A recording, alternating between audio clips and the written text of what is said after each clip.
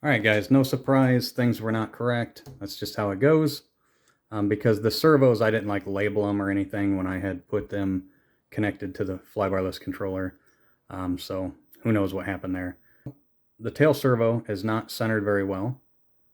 So we're going to have to, we'll have to pull the horn off of the tail servo. We'll go into limits, and then right here, we'll check mark this rudder endpoints, and that will automatically center the servo. I did check right now. Like I said, the direction is correct. So the main thing that you want to check is, obviously you're going to figure out, oh, I need to check my radio. Like when we go right, okay? Full right stick. The tail blades, the leading edge is tilting to the left of the vehicle. So it's going to pull it to the left, which will make the nose turn right. Okay, so we know that that's correct. We know that the radio is correct, but that's not everything. So there's one thing that's really, really easy to forget, and that's what the gyro is doing on its own.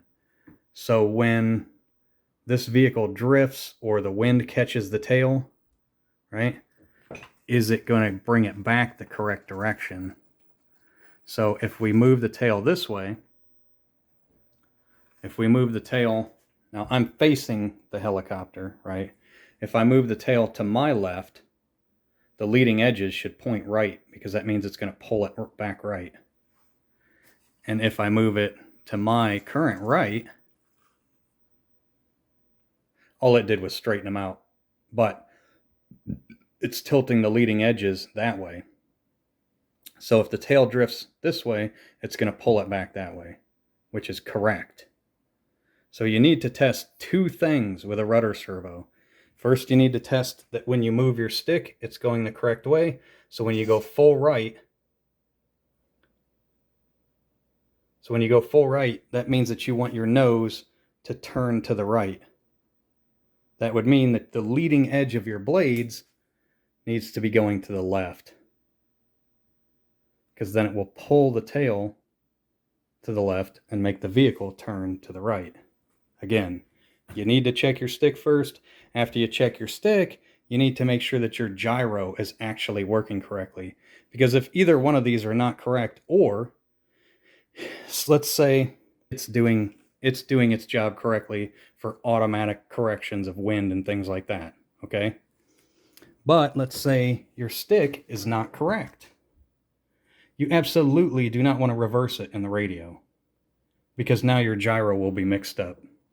And it will be fighting you. It will be doing the wrong thing.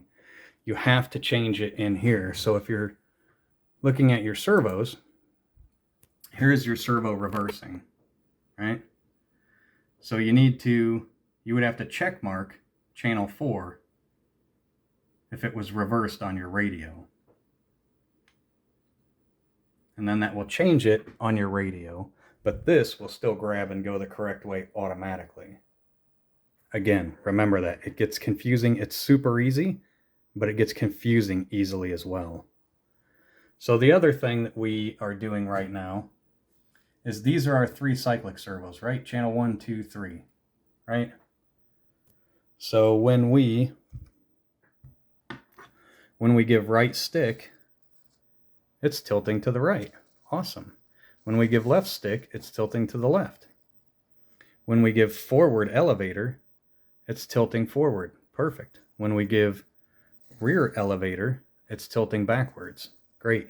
They were not like this when I first came into the software, right? This is stuff that you have to adjust. It will almost never be correct. So if any one of these is wrong, which the way that it was, is all that was check marked is channel 2, right? And if that's the case, when I go right stick, it actually lifts up in collective. That's not right. When I go left stick, it actually lifts down in collective. When I go forward stick, it goes forward and right aileron. When I pull backwards, it just goes back. So it's really weird, right? And so you got to play with this combination, like, okay, then I check mark number 1 and number 2, right? And then you look at your stick and you go right stick. Okay, now we're getting closer. We're actually getting left and right, but still when I go up and I go down, it's moving collective as if I'm giving it collective here, which again, that's not correct. So this seems like it's getting better, but you're actually reversed though. So when I go right stick, it's actually going left stick. And when I go left stick, it's actually going right stick. So it is reversed. So end result, guys, you got to play with these for a little while and play with the stick on the radio and figure out and get it to where it's correct. So the correct combination for me was channel 2 and channel 3 reversed and channel 1 normal. And then channel 4 rudder normal. Now, as you can see, when I'm sitting with just all my servos dead center, this servo arm is like almost at full extension. So that's completely wrong, and we got to fix that. We'll see if we can sub trim it out, but I doubt it. Actually, honestly, I want to mechanically fix it. So one of them is correct, that one. This one, the rear one, can actually be sub-trimmed. This one needs to be adjusted, for sure. Under sub-trim, check mark.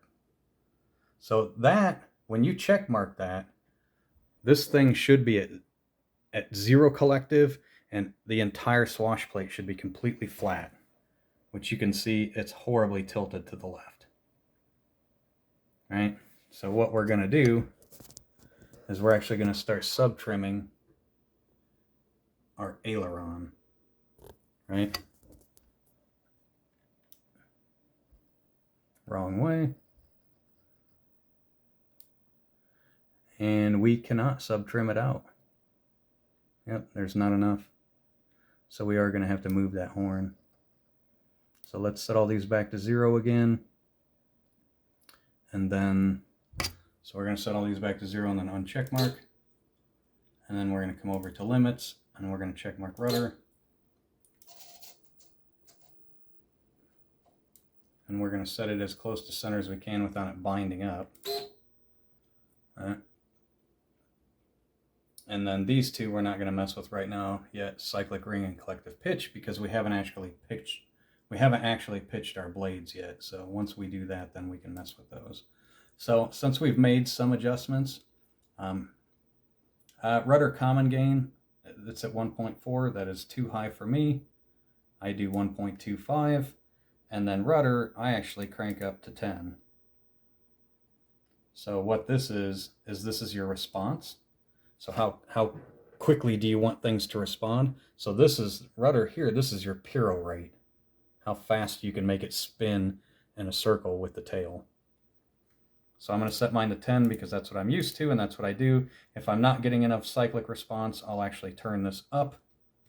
And then another thing that you can do, like I showed in my previous video, is this cyclic ring. And that enables you to have more tilt to the swash plate. So you could actually, if you turn it way down, you'll just barely be able to tilt your swash plate. And if you turn it way up, you can tilt it a ton. And that also makes it feel like you have a much faster cyclic response. But technically, your cyclic response is right here on this page, the one that has the gyro stuff. So let's go ahead and just do a save to unit. Okay. And then let's power this down, and we're going to readjust this servo arm right here. And first thing that I'm actually going to do while we're in here is I'm actually going to go to servos and I'm going to check mark sub-trim.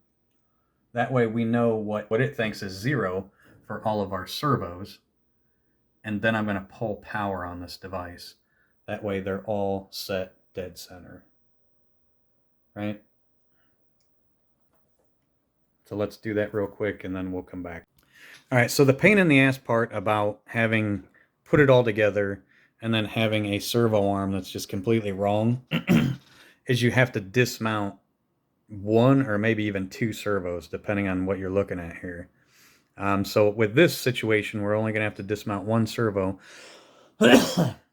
Now, the one that I was worried about is I was worried that I was going to have to dismount this one, because if you remember in the earlier video, you can't get to these two screws easily. You have to use an actual Allen key, and it takes you 5 minutes to get these two in or out. But luckily, this is the one that's actually bad, so we don't have to remove it.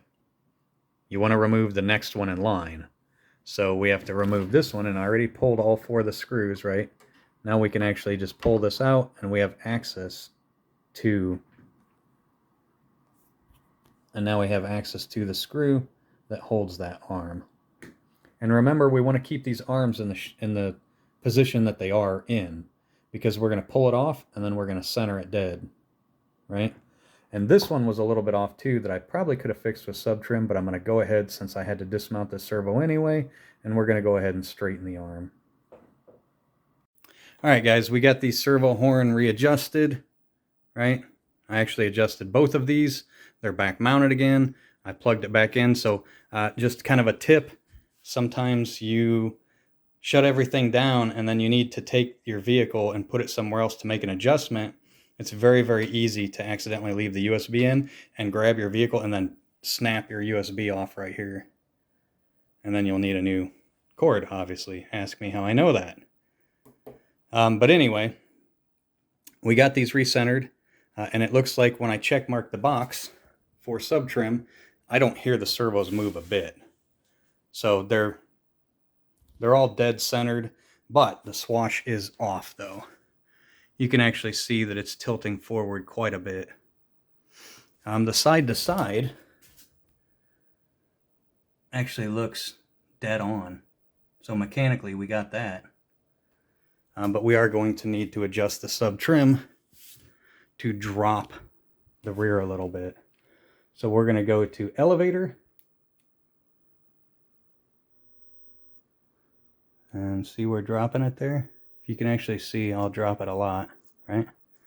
That's our sub trim, and that's maximum sub trim. So that's maximum one way and that's maximum the other. So if you have it out of whack more than that, you won't be able to adjust it.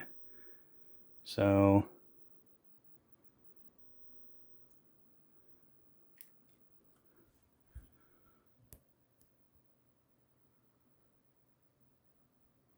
right about there looks perfect.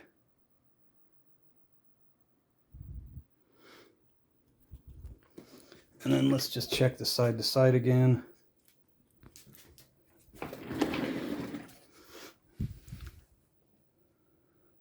I would say it's up just a touch on the right. So aileron, dropped it a little, dropped it a little bit more. There. And that, my friends, is how you level a swash plate. You do not need a leveling tool. Once you have an eye for it, you can get it so close that if there is any imperfections, your Flybarless controller will actually completely fix them. This is not like a Flybarred heli back in the day, where mechanically it had to be 100%, right? I've set up all these helis the exact same way. Back in the day, I used to use, you know, these stupid things. Swash plate leveling tools, right? This is for a 380. This is for a SAB Goblin 380 or 420. Not necessary. I can actually do this by eye, and then I could rip the head off and put one of these on there, and it's dead on. So what we're going to do is we're going to uncheck mark this, right? Because we've made our sub trim adjustments. And then immediately we're going to go to backup and go to unit and go to save to unit. Because sometimes you'll actually make adjustments and then it will lose connection with the software, and then you have to remake your adjustments. It's rare, but I've seen it happen. So as soon as I make an adjustment that's, in my opinion, pretty major, I'll go ahead and save it. Why not? I don't want to have to redo my work here.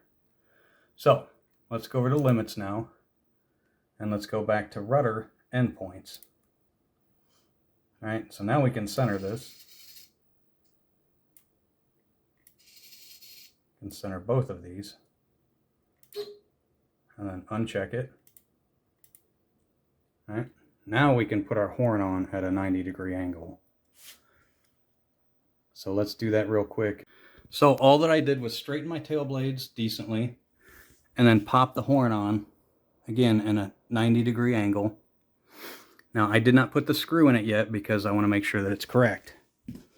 So now we can come back into our software here. We can check mark rudder endpoints. And now we can move these sliders around.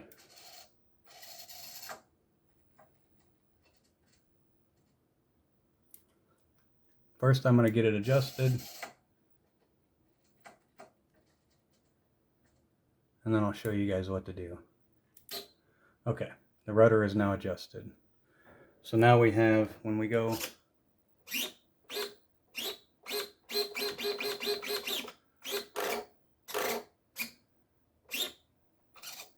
so you can actually see now,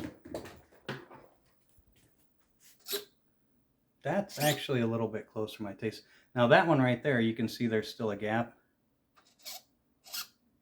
There's a gap before it runs into that. So we can adjust that a little bit more to get more throw. This one is actually running into it. I don't like that. So let's adjust this again.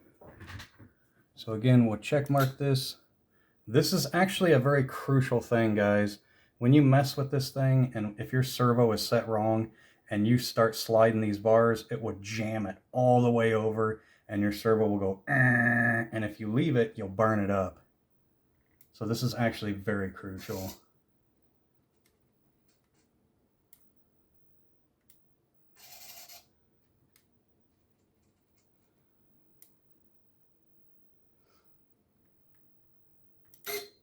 Okay, so now let's take a look again. So that is now full rudder that way. And see, now we actually have a gap there. And now we have less of a gap there. That one's actually a little bit too much for my liking. So we need to adjust that one a little bit more. So let's check mark this.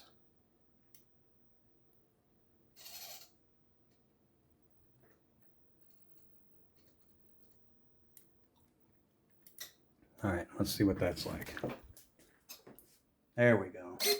So now we have a nice little gap right there on the left. And now we have a gap on the right as well. It's not binding, it's not hitting anything. And now we can kind of play with and see how fast our tail servo is. So now, again, if I'm to pick up the heli and move its tail that way, right? Now the leading blades are facing that way, so it's going to pull the tail back straight, right? And then if I adjust my rudder, make it straight, right? And then I move the tail this way, you can see that the leading edge of the blades are facing back where it came from. And so what's going to happen is the automatic gyro is going to pull you and keep you where you were at. So now we know that when we move the stick and we go full left rudder, that tilts the blades that way, which will pull it that way, which will make the front of the helicopter go left. So if the leading edge of your blades faces to the right, that's going to make you go left. If the leading edge of your blades faces to the left, that's going to make you go right, up front. The only two things that we have left is collective pitch and cyclic ring. Now, cyclic ring we can actually mess with right now. Okay, guys, so when we hold full right stick, right, you can see how much the swash is tilting. So cyclic ring will make it tilt even more. So having less cyclic ring gives you less angle that you can actually turn. So it gives you less banking capabilities, right? So the more that you have, the more banking that you have. So I like to go to where, like right there, it won't go any further. That's the servo's limits. And then back up just a couple. So I'm at 180 degrees, which I'll show you here in a second. And then that also will make it seem like your servos are actually faster. Now you can see how fast these servos are, and these are just $58 servos. You see that? As brutal. So back in the software, just to show you guys, we actually wound up with 180 degrees for cyclic ring. Now we're going to uncheck it, and then we're going to go to backup, and we're going to go to unit and say save. And then you can also save this file somewhere on your computer, and then you can load it to a different Spirit device, and then it will be exactly the same as this one. So if you really, really like your settings that you have, you can save that to a file, and I do it every now and again, and load it to a new Spirit, and then just go from there. So kind of like when we adjusted the tail and we picked up the helicopter and we moved it this way, we could see that the automatic gyro will keep our tail straight. You have the same thing on a flybarless controller, okay? To keep your swash plate level, if you don't make an adjustment, if the wind hits you and it makes the vehicle drift, your swash plate will actually adjust for that. So the way that you can check that is you tilt the helicopter. So when we tilt it to the right, you see it wants to stay flat. We'll do it again. That's kind of hard to see. Tilt it to the right, and it wants to stay flat, and then it levels itself out. And then again, we'll tilt to the left, and it wanted to stay flat. And then we'll actually tilt forward, and it's working the correct way, and then we'll tilt backwards. And then another thing, because this is a Spirit device, we have rescue, so we can actually see that in action. So say you're tilted backwards, right? And you're going to crash and you don't know what you're doing, and then you pull your panic switch. You see that? The swash plate automatically went forward, and then as the helicopter comes back forward, the swash plate will level. All right, so again, say we're backward and the swash plate's level, so we're going to stay going in that direction. And we're like, oh crap, I need to hit auto-leveling. So I pull my spring switch, which again, let me just show you. This switch right here. And this one will just turn it on at all times, right? So if we're back, look, see, it wants to bring us back forward automatically because it realizes that you're at too high of a bank angle, and it wants to bring you back so that you're flat. It's actually a little bit hard to pick up on camera. I do realize that because I see it. But the easy one that you can see is if I'm tilted back, right? Once you get in whatever position that you told it to do with your sticks, then the swash is eventually going to level out, and it's going to keep going in that direction and say, oh God, I don't want to do that. I want it to fix itself. I want it to go back to what it should be. So I'm going to pull the panic. And what did it do? So if you look at the helicopter, I'm literally just leaned backwards, right? Not side to side, not left to right, not anything. I'm just leaning directly backwards. Now our swash is flat, which means we're going to stay going in this direction. So we hit panic, bam. And then if we come back straight, now we're level. And the same will go left to right. Now again, you may not pick it up on camera very well, but eventually my swash levels out. So I would keep going this way, and if I say, no, I don't want to do that, I want to stay level, I pull it, and look, it turned the swash to the direction that we needed to go automatically. And it will do it in the forward direction as well. So if we're tilted way forward like this, right?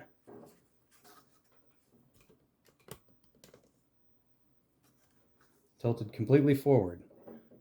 Now, what do you think that swash plate is going to do? The rear of the swash plate should drop backwards. Bam. That's what it does. See that? That's flat. We want it to correct us. Bam. Now, if we turn it on full-time auto-leveling, it's automatically just going to stay like that. I don't have to hold the spring switch. And then as soon as you come back level, it's going to know that you're level, so it's going to stay level. So that's how this works, guys. That's how this works. The way that this is set up on my profile, if you ever get my profile from me for a Spirit device, is it's set so that you can just flip that and you're always auto-leveled. You're full beginner. You almost cannot crash the helicopter if you at least know how to hover. If you at least know how to hover and you have the switch turned on, you pretty much can't crash. If you have the switch off, it's full whatever you tell it to do, buddy. But if you get scared, you can hold this switch while you're flying. You can be flying and just kick it, dent, dent, kind of like hitting auto hold. Armed. Engine off. You know, kind of like hitting your throttle hold. You can just bam, bam, and use it whenever you want. Even if you're fully upside down and you're about to hit the ground, if you hit this thing right here, it's going to flip back level and level you out. So that's how auto leveling works, and that's how I have my profile set up. It is not set up for rescue. It is set up in my own fashion that I chose and that I liked. Rescue is a little bit different. Rescue, you hit a switch and it turns itself back upright and goes up 30 foot, right? It does its own little routine. I don't want it to take over and for me to feel like I don't have control, right? If I hit this and I keep giving input, I'm gonna go whatever. Your inputs override auto level, right? So if I have an input and I hit auto level, it doesn't give a shit. See? Well, here, let's go for so that you can see it. So let's tilt the swash all the way backwards, and then let's hit auto level. It doesn't care because I'm giving it inputs. So remember, when you use these switches, you need to let off of everything and hit it, right? Then it's going to level you, then you can gain back control. So that's how that works, guys. Only thing that we have to do left, and I want to do an entire video just on it, is setting the pitch of your blades. So for now, this is done.